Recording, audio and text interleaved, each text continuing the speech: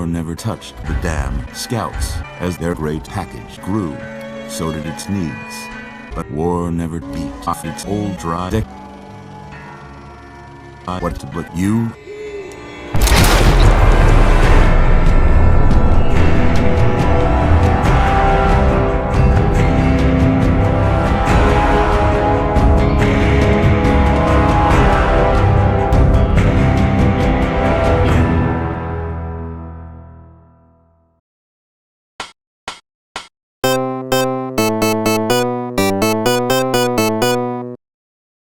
This is my first time playing Fallout New Vegas. I've played every Fallout game released before New Vegas, but none of the ones released after. I discovered the Fallout series in high school right after the release of Fallout 2. The first two Fallout games quickly became some of my favorite RPGs of all time. When Fallout 3 was released, I sank a ridiculous amount of time into it and genuinely loved my time with it. But Fallout 3, ultimately, feels like an Elder Scrolls game with a Fallout skin. It's fun to run around its world and explore the side content, and ignoring most of the absolute trash fire main quest is recommended for an optimal experience. Bethesda tends to be good at making great playgrounds that may not necessarily contain a great RPG, and the feeling of Fallout 3 is distinctly different from the previous entries as a result. Obsidian tends to be good at making great RPGs, and I've seen plenty of people talking up New Vegas, so I'm excited to get going. The only mods I'll be using are ones that make the game playable. I tested the game out completely vanilla and had 2 crashes in 30 minutes. Like, it was funny and all that the dude's head was spinning, but I can't be crashing every 15 minutes, so I opted for a less humorous and more stable experience. So we wake up in a place, as places are often where we are when waking, and this geezer asks us our name.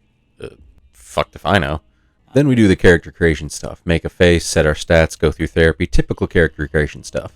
What do you mean there's no option to say these high-fiving bears are high-fiving bears? Anyway, here's my build. I didn't go too crazy, as this is only my first time playing, so I'd like to generally experience the game as intended. I turned on hardcore mode, though, because I feel like the light survival mechanics it adds really fits the overall vibe of being in the Mojave. Once I'm out the door, I take my time exploring the area of Goodsprings. We meet some of the locals. Easy Pete is cool. I like Easy Pete. Heading inside, I steal everything. Heading outside, I talk to Sunny Smiles and do a tutorial. It teaches me that everything is basically the same as in Fallout 3. That's good. Fallout 3 was a great template to work from, and when you only have a year and a half to make an open-world RPG, there's no time to fix what isn't broken. I did actually play the opening of Fallout 4 and then like 10 minutes of the actual game once you get out into the world, just long enough to find a weapon and get a feel for the shooting. That's all I really had time for, but I remember being able to immediately feel id's work on the gunplay. It was so smooth and felt just right compared to Fallout 3's. Obviously, New Vegas feels exactly like Fallout 3. Ultimately, this isn't a problem, just something noticeable even from my very brief time with Fallout 4. Since New Vegas is an RPG first and shooter second, it doesn't really hurt the experience if movement and aiming feels comparatively stiff. It helps reinforce equal reliance on the VATS side of fighting, and the mix of turn-based and real-time combat gives the whole thing a unique feeling that other gun-based games just don't have. If the entire game were real-time combat, I would inevitably find myself comparing the gunplay to more straightforward FPSs, and I might feel like, why should I settle for okay gunplay rather than play something with great gunplay? So I continue with the tutorial. This lady is being attacked by geckos, so I shoot them with my piddly little crap gun. I eventually decide to switch to a decent gun, but the lady dies. I reload a save because I want to see if I can save her, and I figure screw it, I can always just leave this part out of the video and no one will ever know, and that's exactly what I do and nobody ever finds out. The tutorial continues with a cooking demonstration once I've gathered the appropriate ingredients. I meet a little scorpion friend, we play tag, and my new little buddy gets tuckered out and falls asleep. I steal the flowers from a grave and head deeper into the desert, where I meet Sunny and she teaches me how to cook on the campfire, which is a feature that wasn't in Fallout 3 and one I'm probably going to need to know with the survival mechanics turned on. I head back to Goodsprings and pop into the bar to find this. I'm done being nice. If you don't hand Ringo over soon, I'm going to get my friends and we're burning this town to the ground. Got it? We'll keep that in mind. Now, if you're not going to buy something, get out. Evening. I talk to Trudy for a while, and she tells me all about Ringo, the Powder Gangers, the Legion, and the NCR. The Legion and NCR are going to be important soon enough, but for now we need to help Ringo and get rid of the Powder Gangers so that Goodsprings will like me and Trudy will give me a discount. I also offer to fix Trudy's broken radio before selling her back all the things I stole from her for the low price of all the money in her pocket. I scam this bitch so hard I level up. I put some points into this and some points into that and choose the perk that allows me to add another point to my charisma so that I don't drool when I talk. Sunny tells me about a safe in the schoolhouse and then gives me some info about Goodsprings and the surrounding area. She suggests that the stories about Caesar's Legion being violent slavers may be NCR propaganda, which is an interesting thought and a great bit of world building, considering she's never seen the Legion for herself. So I go for a little night stroll and come across this fascinating specimen. Hey there. I then let myself into what I'm assuming is his house and take everything of even mild value, which basically sums up 90% of my gameplay. After a bit of a wander around, I come back to the saloon to find it completely empty. I check every room, every corner, but there's just nobody here.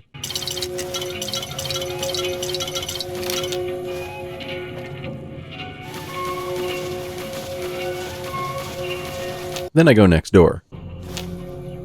I hear this sound more than I hear my own footsteps.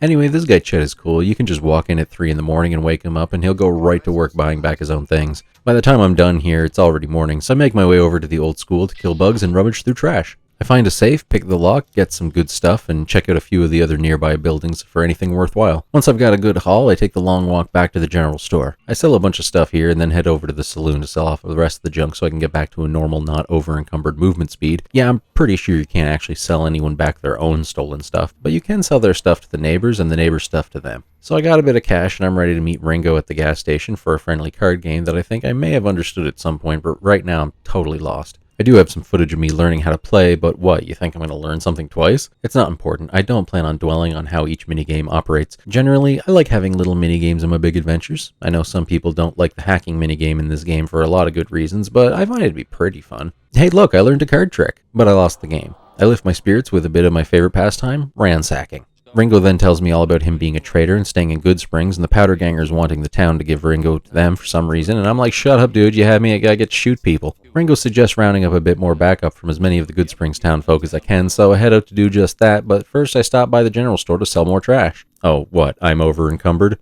You think this speed penalty's gonna stop me? This was the running speed at the start of Morrowind. I buy a Varmint Rifle Night Scope and attach it to my Varmint Rifle. Now it is a Varmint Rifle Plus.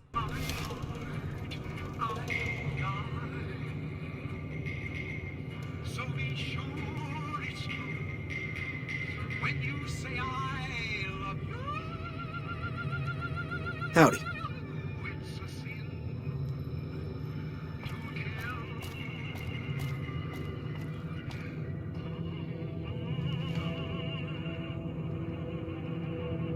This is with the community's bug fix patch installed. We engage in a deep philosophical conversation with Easy Pete. Howdy. Bad trouble. Welcome. Yep. Sunny smiles, is keen to kill people, and she mentions Easy Pete's dynamite and some other details that would probably be helpful to remember, but shit man, there's dynamite? I want to blow up some fuckers. I utilize skills to influence the outcomes of a conversation and then do some shopping, and I can't help but feel a warm, cozy sensation that I'm playing a genuine Fallout RPG. I actually need to pay attention to manage supplies and cash and level up my character to gain access to a wider range of options for tackling objectives, and it's fucking great. Skyrim is the last Bethesda game I really sat down and played before this one, and I genuinely love Skyrim. It's an excellent sandbox to play in and explore, but without mods, it feels more like an action-adventure game with RPG elements than a true RPG experience. When I want something that scratches that RPG itch with the level of granular environmental detail Bethesda is known for, I feel like Morrowind is the last time Bethesda really delivered. Obsidian, of course, nailed it here. I'm not even out of the first town and I'm already fully invested. It feels like a return to classic Fallout, but with all of the fun changes that Fallout 3 brought to the series remaining intact. Anyway, what's going on? Oh, we're at the part where I try to convince Easy Pete to give us the dynamite. I don't actually have the explosives knowledge required for Easy Pete to trust me with it. I look through my inventory for anything that I could eat that might make Easy Pete think twice, but I got nothing. Stupid old man being responsible with explosives. So, I round up Sunny and Ringo and this dog, and we head out to try our best to defend the town from the powder gangers. I'm genuinely a little bit nervous about how this is all going to go, but there isn't really much of a choice at this point. We get into position, and without warning, the fight begins. Things are chaotic, the fighting intense, and it's hard to tell friend from foe. I worry that the cost of life for Goodsprings may be too great a toll for such a small community to endure that it would be my fault for leading them to their violent end, and I throw myself into the fight full-throated with reckless abandon for my own safety, and then...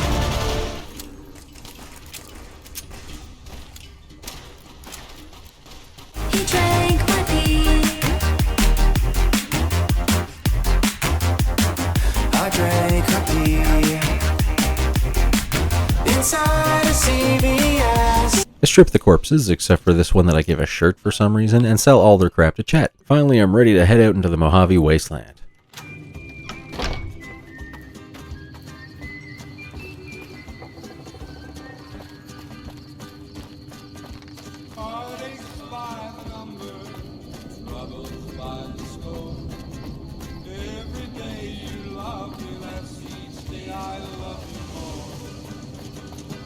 I've got heartaches by the number, a love that I keep in.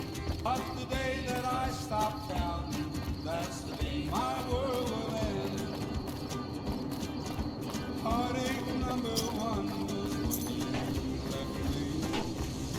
I never knew I could hurt this way. And heartache number two was when you came back again. You came back but never meant to stay. Yes, I've got heartaches by the number, troubles by the score. Every day you love me, each day I love you more. Yes, I've got heartaches by the number, a love that I keep winning. But the day that I stop counting, that's the day my world will end.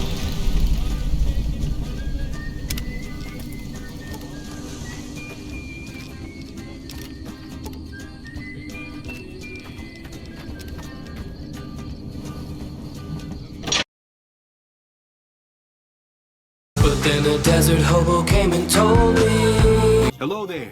I've been following you for a good bit now. Something about caps with stars on them that lead to a treasure? Alright, buddy, thanks. So I'm at a place called Prim, and the NCR is here. They warned me about raiders and escaped convicts in the area and told me to stay on this side of the overpass, so of course I make my way over to the other side and find some people to kill guilt-free. I wander around a little and find my way into a casino where this fine specimen is able to answer some of my questions about my missing package, and because I'm a brilliant and professional video essayist, I left my radio on, which mixed very nicely with the radio that was blaring inside the casino, and together they in no way made it difficult to focus on what was actually being said. He's able to give some info about Chandler from Friends, and I'm able to sell him some Braxo cleaner. Yeah, this guy's alright, way better than Chet. Fuck Chet. Goodbye. So I guess I need to find Prim's lawman to advance the plot or whatever, but more important is the local history. Where have you been, partner? Hiding under a rock? Vicky and Vance were this nation's fourth or maybe fifth most infamous celebrity outlaw couple ever. That's who they was. Prim Slim here can tell you the whole story, if you can spare a minute to hear the tale. Yahoo! I ain't had a chance to tell their tale in a mess of years. First things first. Any boss you've heard about Vicky and Vance being copycats ain't nothing but ill-tempered slander. Fact is, they begun their crime spree 2 days before Bonnie and Clyde robbed their first bank. So who was copying who? Now true, Vicky and Vance didn't exactly cut a wide swath of murder and bank robbery across the central US like Bonnie and Clyde did. It was more like a narrow swath of shoplifting, check cashing fraud, and gas pump drive-offs. But crime is crime. They drove reckless too. Having lived by the gun, well, Vance owned one anyway, it was only fitting that the duo of desperados would die by the gun. Perhaps it was fate itself that accidentally drove them into a crossfire between police and a gang of bank robbers in Plano, Texas. Or maybe they just didn't notice until it was too late. It's been said that Vicky would have tried to cash a bad check in that bank, had she lived. We'll never know for sure. All we know is that the crossfire tore the car and both occupants to pieces, and the police issued an official apology. You can put your eyes on the genuine death car just over yonder, and there's Vance's machine gun in the case next to it. Man, fuck the police. I find myself in a room with a handful of little things I'd like to steal, but there's a lady in the corner hanging around. I talk to her a couple times in the hopes that maybe I'll annoy her into leaving, and it works, but as soon as she leaves, this douchebag walks in. Eventually I'm left alone and can scoop up all the goodies, nom nom nom tee hee, but I find a few safes I can't crack with my current skill level because this is a legitimate RPG designed by professionals who understand what makes a good RPG. Scrounging around outside in the rubble, I find a few little treasures before heading into the Bison Steve Hotel, in which reception gives me a friendly greeting and even offers some little gifts to make my stay here just that little bit extra nice. I have a little wander around the place and meet some other people from out of town.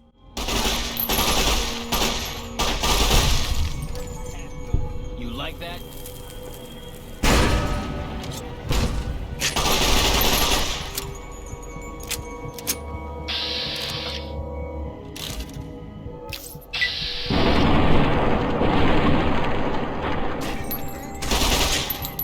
Come on.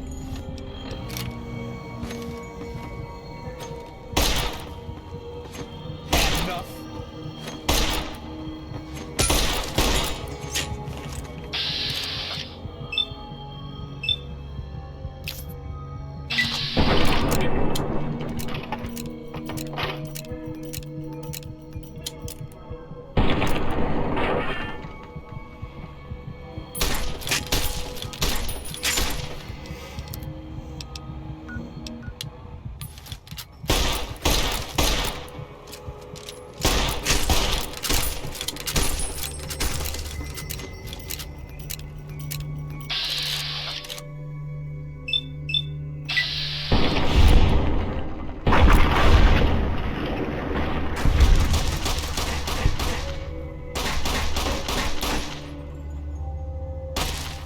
Had enough.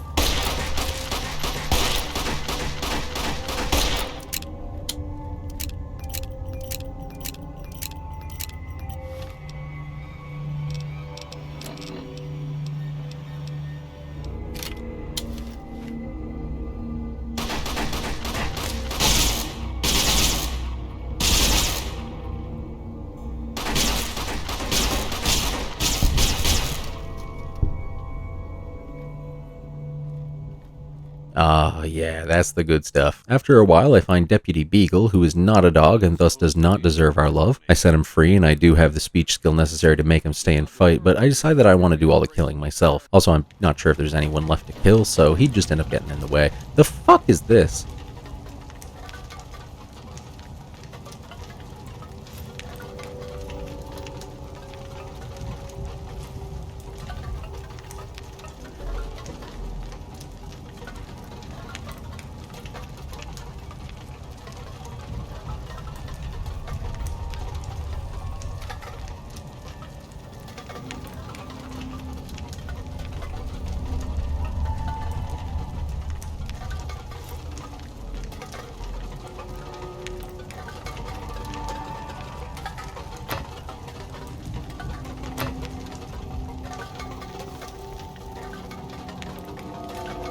Yeah, that's Poltergeist. Gonna have to spray in here. I look around upstairs and... Hey.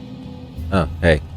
So, yeah, more murder victims who I victimized by murdering. They deserved it because there were red lines on my compass. I tried to ride the roller coaster, but someone tells me to wait my turn, which I would be happy to do if they weren't such a dick about it.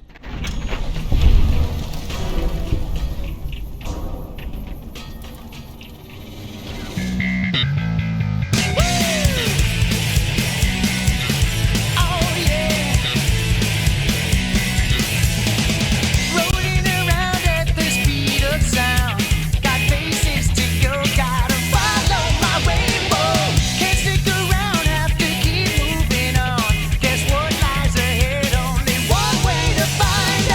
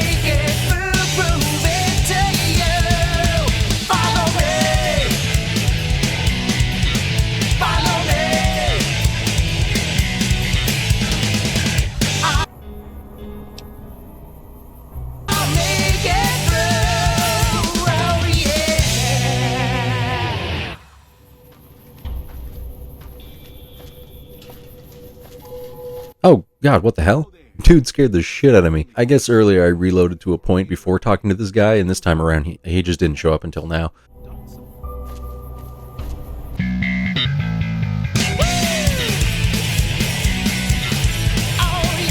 I talked to Deputy Beagle about finding a new sheriff for Prim, and he suggests busting a dude out of prison to be the sheriff, which makes perfect sense. He then tells me about the guy I'm supposed to be looking for, so that's great. I've got a short-term goal, finding a sheriff for Prim, and a long-term goal, heading to Novak to advance the plot. So I wander into someone's home and become obsessed with a broken robot. Look, man, if I had the right parts, I could totally repair this guy and have my very own robot buddy. I ransacked the place, looking desperately for all the right parts, but by the end I'm still missing 2 parts. I head out into the night to try and find some spare parts somewhere, anywhere, before I get distracted by something shiny and forget all about having my own. Oh shit, I fell asleep.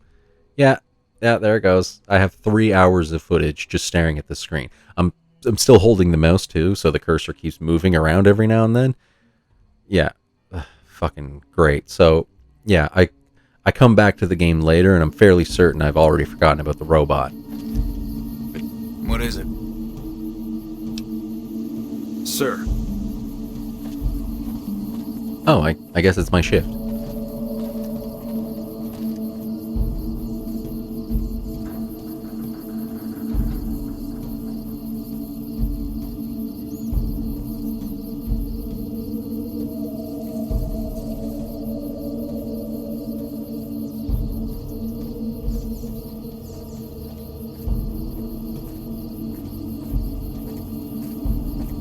Morning. What is it? Sir. Oh, finally. I thought today would never end. So we talked to this guy here about protecting Prim, and he tells us that they need more people up here to do that, and that someone named Knight at the Mojave Outpost might be able to help. So I'm off towards those 2 statues in the distance. Don't worry, it really isn't going to take that long. It'll be worth it, trust me. As soon as I find someone willing to buy huge piles of dirty forks and burnt books, I'll be a dozenaire. Some sort of fight breaks out on the road, so I decide to hang back and wander through the desert. This leads me to get attacked by a feral ghoul, and utilizing VATS, I get an immensely cinematic moment.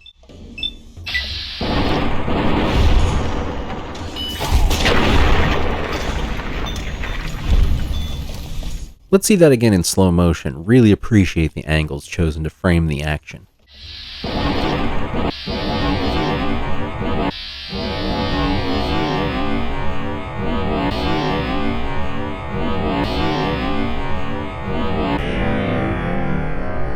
I fight several more ghouls and level up to level 4. I decide to bolster my weakest skills in case I find myself without ammo, and I become educated, which gives me 2 more skill points every time I level up. Yes, that's a perk that would have been more helpful a little earlier on, but I'm not really going into this with a plan. I'm basically just choosing whatever feels right at the moment. Oh, hell yeah, we're almost there.